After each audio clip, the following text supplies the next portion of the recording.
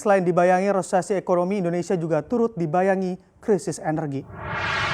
Pasalnya cadangan RI saat ini hanya 2,5 miliar barel atau sekitar 8,7 tahun.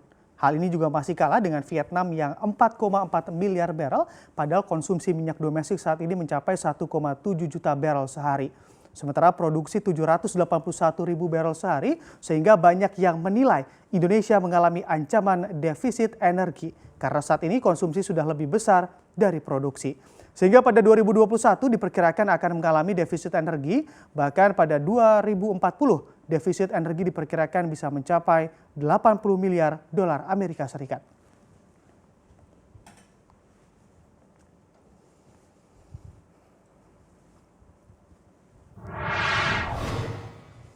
Hari ini Komisi 7 DPR RI menggelar rapat dengar pendapat dengan Dirut Pertamina membahas soal impor minyak mentah dan produk BBM Pertamina serta rencana biodiesel B30 hingga B100 dan lifting migas Pertamina. Untuk membahas hal ini kita telah terhubung dengan Muhammad Gibran.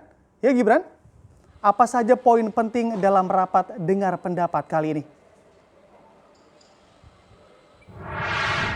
Ya, tentunya ada 6 poin penting yang dalam rapat dengar pendapat antara Komisi 7 DPR RI dengan PT Pertamina Persero yang dipimpin langsung oleh Direktur Utama Pertamina Nike Widyastuti begitu ya. Ada beberapa poin di soal bagaimana terkait proyeksi demand biodiesel 2020 sampai dengan 2024 ini terkait bagaimana penggunaan B30, bagaimana juga demand atau peningkatan permintaan dari biodiesel atau B30 di tahun 2020 sampai dengan 2024 yang menjadi proyeksi dari Pertamina, dan nantinya juga sektor transportasi akan diikutsertakan untuk penggunaan dari B30 tersebut ini untuk meningkatkan juga bagaimana penggunaan B30 atau energi baru terbarukan. Nah, sesuai dengan peraturan Menteri SDM tentunya kalau kita lihat dalam Permen SDM nomor 12 tahun 2015 begitu ya, ini biodiesel dari total realisasinya 30% dan sesuai dengan Perpres nomor 22 tahun 2017, sektor transportasi juga diikutsertakan dalam target pencapaian bauran energi nasional.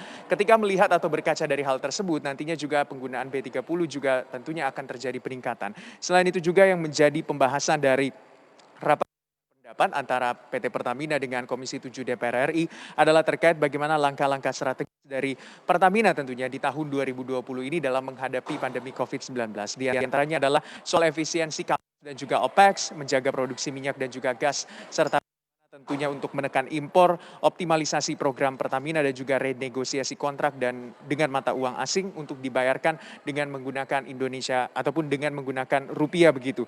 Nah, itu juga ada efisiensi konsumsi energi dan juga dengan mengganti penggunaan refinery fuel dengan natural gas. Selain itu juga yang menjadi pembahasan terkait tentunya dengan kinerja semester 1 PT Pertamina yang dikatakan rugi begitu ya 11 triliun rupiah. Namun Direktur Utama Pertamina mengatakan walaupun terjadi kerugian tapi di semester 2 ini dia optimistis terjadi perbaikan mulai Juli begitu sampai dengan nantinya menutup akhir tahun di tahun 2020 ini. Berapa dia?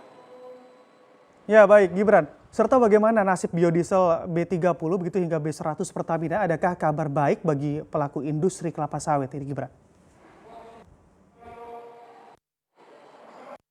Terkait dengan B30 atau biodiesel, kalau sesuai dengan proyeksi demand biodiesel 2020 sampai dengan dari PT Pertamina mengatakan bahwa volume penjualan Pertamina di tahun 2021 saja ini diproyeksikan 26,6 juta kiloliter dan di tahun 2024 adalah 27,6 juta kiloliter. Dari total proyeksi begitu yang dikeluarkan oleh Pertamina tahun 2020 dengan retail Pertamina dengan demand ada 1,9 juta kiloliter begitu.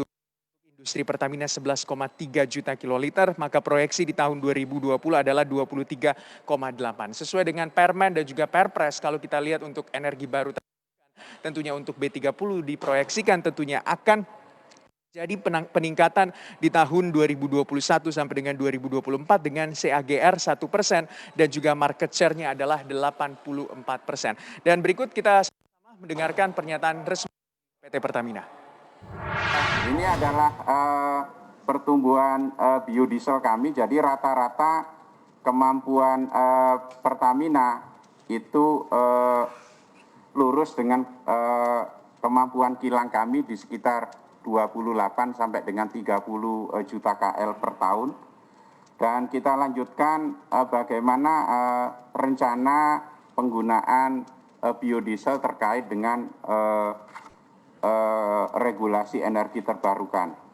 Nah, di sini diatur lagi bahwa EBT kita adalah 23%, di mana transportasi ini 30%, di dalamnya ini ada BBM dan EV, kemudian industri 48%, di dalamnya ada listrik dan BBM, kemudian rumah tangga dan komersial lainnya.